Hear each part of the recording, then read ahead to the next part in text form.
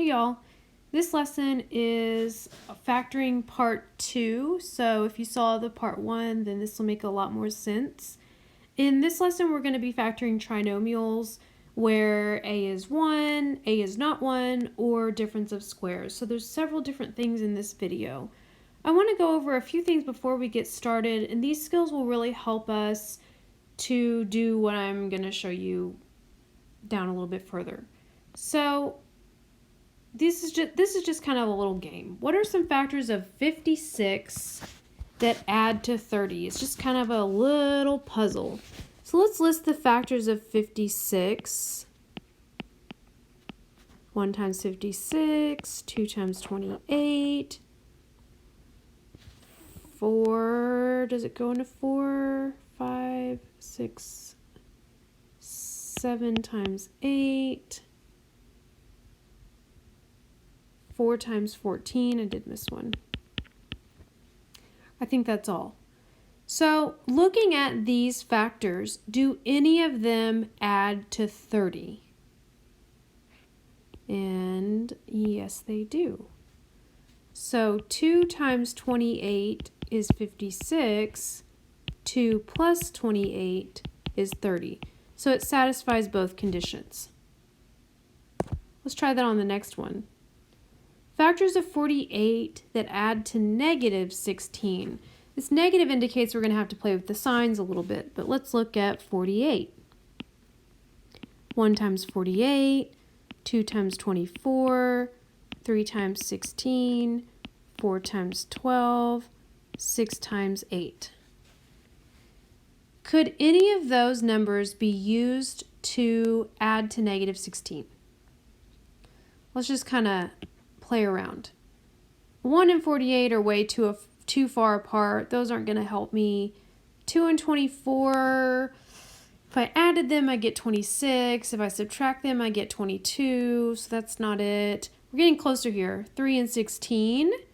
16 plus 3 is 19. 16 minus 3 is 13. So no, we're so close. Well, let's try the next one. 4 and 12. 4 plus 12 is 16. Ooh, that's really close. 12 minus 4 is 8, so we can't do that. We did get really close when we added those.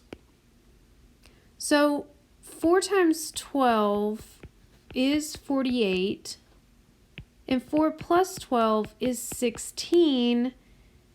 This is good. This is not. How could we mess with the signs to make this negative 16? If I made one of them negative, no, that's not it. What if I made this one negative? No, that's not it. What if I made both of them negative? Ooh, yeah. Okay, that's cool, but do they multiply to 48? Yeah! Ding, ding, ding, we found them. Our two factors that multiply to 48 and add to negative 16 are negative 4 and negative 12. So that's kind of the name of the game. That's what you're trying to do here. See if we can go a little bit faster. Factors of negative 15 that add to negative 2. Well, these are my only options. We're going to have to use this one, and we'll have to manipulate the numbers to add to negative 2. I know I can't do 3 plus 5. What about 3 minus 5? Dun, dun, dun. Do those numbers multiply to negative 15? Dun, dun, dun. Yes, they do. So 3 and negative 5 work. Okay. Factors of negative 15 that add to positive 2. Well, I know it's going to be 3 and 5. What would the signs on those numbers be to make a positive 2?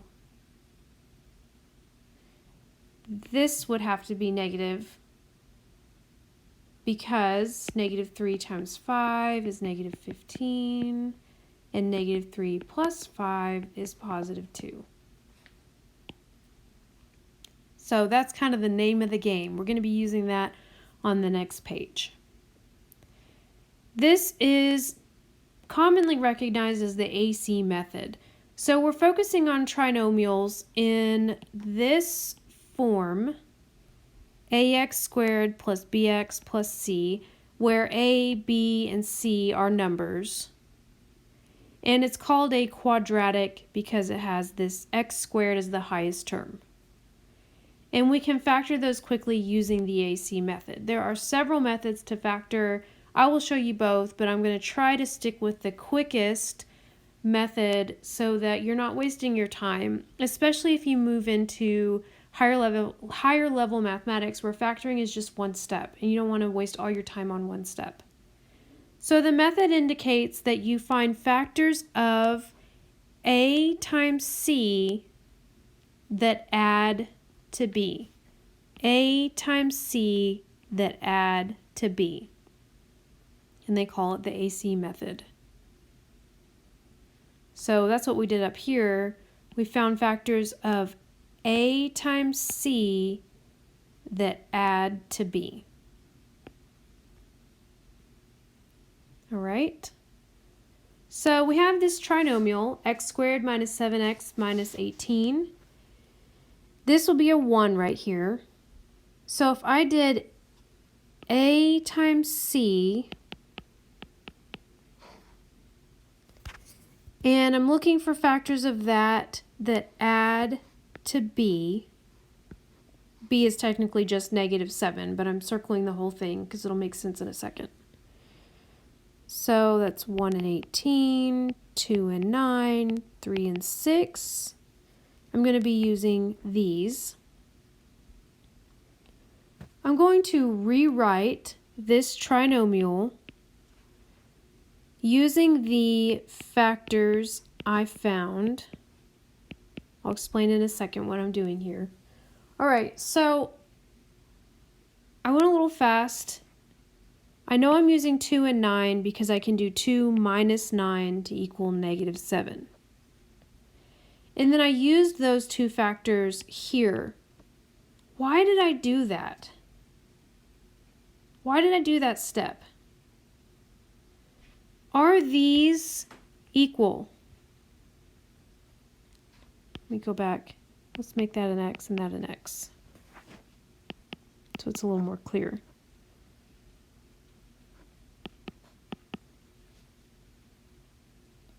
Do 2x and negative 9x add to negative 7?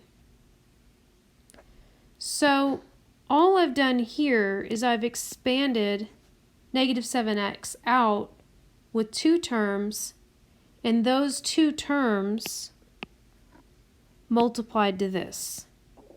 So it all kind of ties together. Now, what do we know about a polynomial with 4 terms? If it has 4 terms, we can put it straight in the box. Isn't that nice?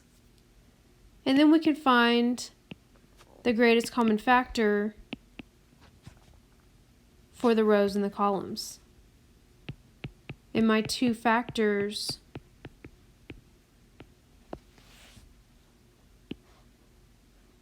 are these outsides. Now I went a little fast on that. The reason why I went fast is because I've already made a video on it. If you missed the video, please go back and watch factoring part 1 and that'll make a lot more sense. I'm going fast for the sake of time in this video. So it says check your work. I've got these two factors. Let's check it out. If I have x plus 2 times x plus 9, minus 9, then I can use the box method to check it, or I can use the distributive method to check it. Either way, I'm going to use the distributive method just to kind of show you. Do you recognize that? Maybe we saw it here. These are like terms. Do you recognize that? Right there. Isn't that so neat? So that's kind of a long method. This is kind of a long method, the AC method. But let's kind of take a second here. What do you notice about these numbers? We saw them at the very beginning here. So we could really kind of just skip to, if we know the factors, we can kind of skip to this here. Let's try it on the next one so you can see what I'm talking about. I'm looking for factors of 8 that add to negative 9.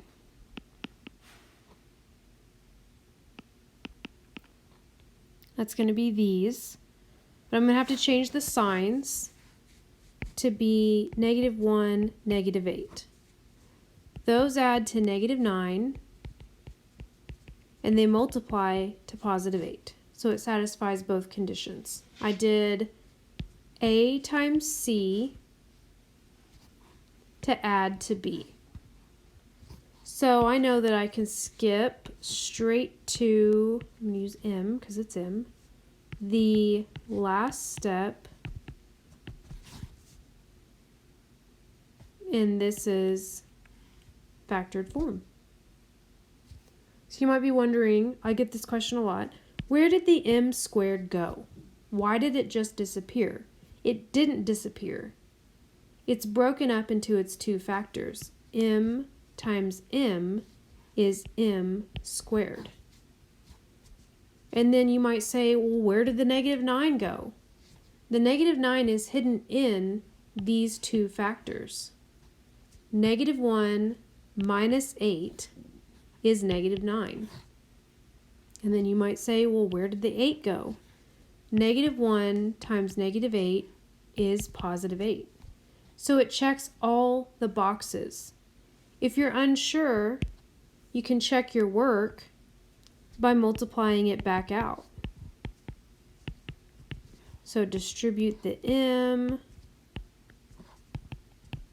distribute the -1, add like terms, and if this matches your original trinomial, then it is correct. Okay, so A times C is -14. I'm looking for factors of 14 to make -5. It's going to be these. Is it going to be 2 minus 7 or 7 minus 2 to make -5? It's going to be these. So I use my variable, use a +2 and a -7. So again, you might be looking at it. Where did the p squared go? P times p is p squared. Where did the -5 go? +2 minus 7 is -5. And where did the -14 go? +2 times -7 is -14. So it's all hidden in there in the factors. You can check your work by multiplying it back out. P squared minus 7p plus 2p minus 14. These are like terms. And that's my original. So I know that this is correct. Okay. Factors of 63 that make -16. 63 is 1 times 63, 3 times 21, yeah, 4, 5, 6, 7, 8, 7, times 9. So which of those could we add or subtract to make negative 16? They would have to both be negative. So I write my factors as x minus 7, x minus 9. The x squared is here, the negative 16 is here, and the positive 63 is here. So we can multiply it out just to make sure. X times x, x times negative 9, negative 7 times x, negative 7 times negative 9. Like terms. Dun, dun, dun, it works. So that's the shortcut. Like I said, if you don't like the shortcut, you can use this longer method. It works every time. It's dependable, it's reliable, it is longer, but it does work. So you get to choose. This is faster, but if that confuses you, please feel free to use this. Basically what you would do, I'll just show you one more example like that. Let's say you had wanted to use the longer method on this example. You still have to do the AC. You still have to find the factors that equal the middle. And then from here, what you would do is write it as 4 terms. Once it's in 4 terms, you put it in the box. Once you have your box, you pull out your common factors. And you still get the same answer. So if you like that method, please use it. It's a surefire way to get the right answer, as long as you pull out the right factors. Next page. This is the reason why I did the shortcut, because of this page right here. Again, you can use the long way. So let me show you the long way, because it'll make the shortcut make a little more sense. This has an actual a value other than 1. So we're still going to do a times c. And we're still looking for factors that equal the middle.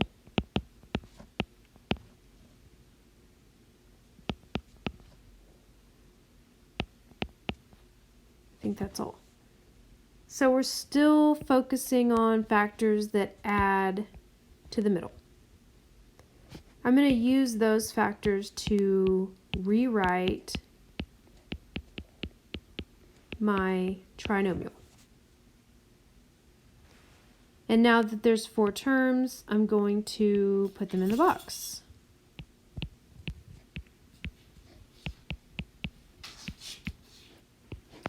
And pull out a greatest common factor with my groups. So here they share a 2b, a 3, just a b, and a 7. You can check your box. B times 2b, b times 3, 7 times 2b, and so on. That checks out. So my 2 factors are 2b plus 3, b plus 7. I'm going to mark this out because I already checked it, and I'm going to show you the other method down here.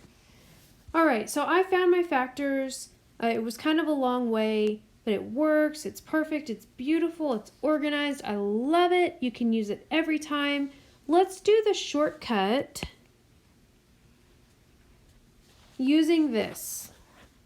So I'm still looking for factors of AC to equal B. There's still 3 and 14.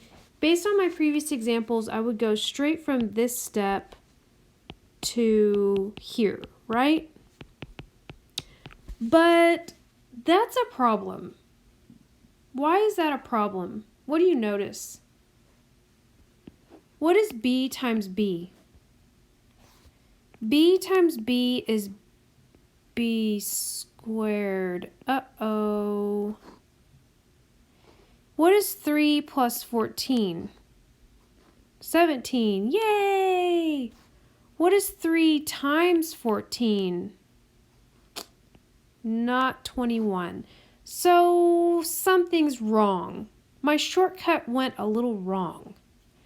There's something I can do to my shortcut to make it right. I mentioned that there was a 2 right here. So in my answer, there should be a 2 somewhere. Since I took it out of the shortcut, I need to bring it back in by division. Now right here is the tricky part. If it does not divide evenly, then you'll bring up the denominator. If it does divide, you'll go ahead and divide it. Is this what we got right here? Yay! Yes, it is. So you can do the shortcut as long as you do not forget to bring in that coefficient at the end. So there's both methods. You can use either one. I'm happy with both. Let's try that here. I'm going to do both methods again. Instead of this check, I'm going to do both methods just to kind of let you see another example. We still do a times c. That's negative 90, I believe. I'm looking for factors of 90 to make negative 1.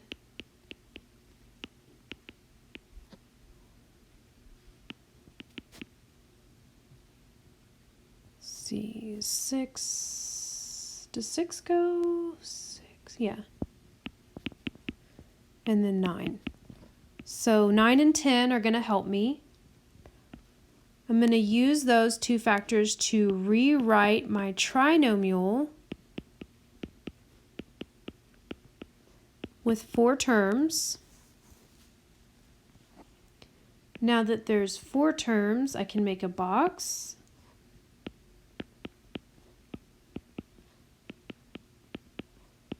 With the signs, pull out the GCF.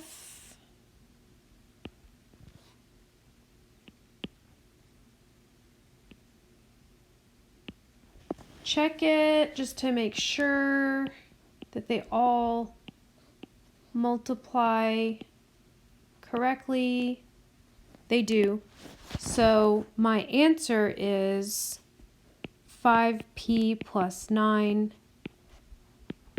minus 2. I'm going to use that to check and make sure that when I do the shortcut, I've done it correctly. So let's try the shortcut. In the shortcut, you still have to do a times c, factors of a times c to equal b. You still have to do that. That's still a thing.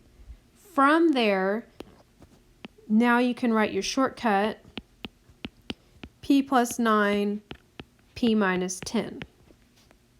The difference here is that we know this has a coefficient, which means that that 5 has to be in there somewhere. So I'm going to bring it back in by division. If it does not divide evenly, you pull it out front. If it does divide evenly, you go ahead and divide it. Is this the same as this? Yes, it is. Yay, we did it. Winners. So that's factored form. Either method is fine. I'm happy with them. You can do this method or you can do this method. Either way, you'll notice that you have to do this. That's a requirement. And then from there, you decide if you want to do that or this. I'm going to move to the next page. It says factor using the AC method when b is 0. This is also, I didn't write it, but this is also the difference of squares. So if you're watching this video for difference of squares, this is what that is. I set it this way because I've been talking about the AC method. And in this case, there is no b value. So you might be wondering, what are you talking about a b value? Let's remember here. The b value was always this middle term. And in this case, that middle term is skipped because it's a 0. So b is 0, which means that if we do a times c, we're looking for factors of negative 25 that equal 0. If I make that negative, then that works. So I can go to my shortcut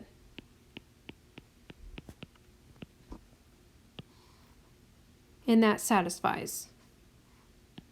Negative 5 plus 5 is 0. Negative 5 times positive 5 is negative 25, so it works. So when you have a difference of squares, this is a perfect square, this is a perfect square, it breaks up evenly into x squared is x times x, and then the square root of 25 is 5. So it's kind of two different ways to look at it. You can check your answer by multiplying it out.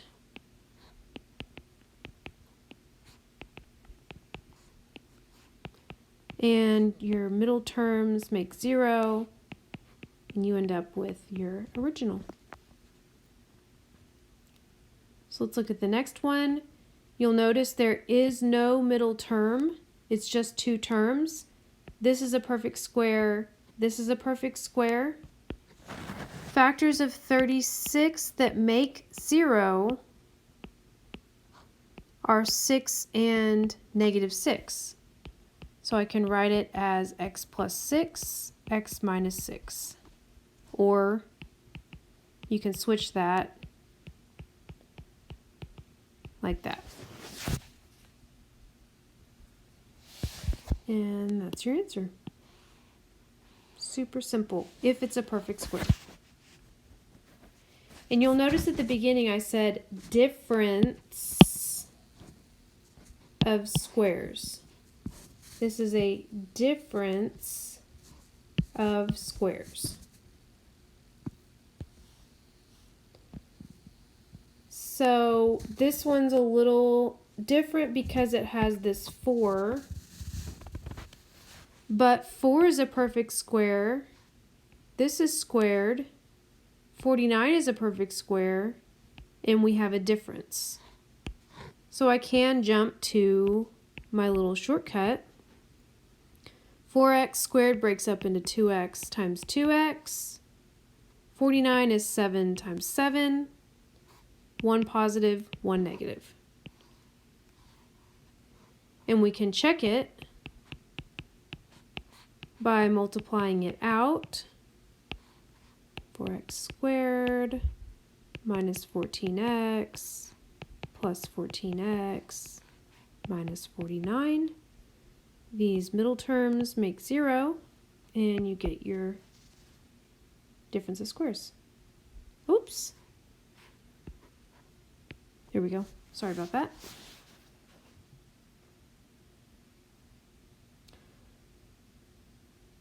You could do, I didn't on this one obviously, you could do a times c and find factors of that to equal the middle, which is 0, and then do the whole thing. I didn't because that was going to be kind of a big number, and I knew that they were perfect squares. So when you know that they're perfect squares and it is a difference, you can break them up evenly with their square roots.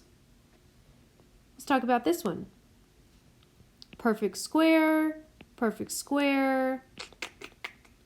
plus sign.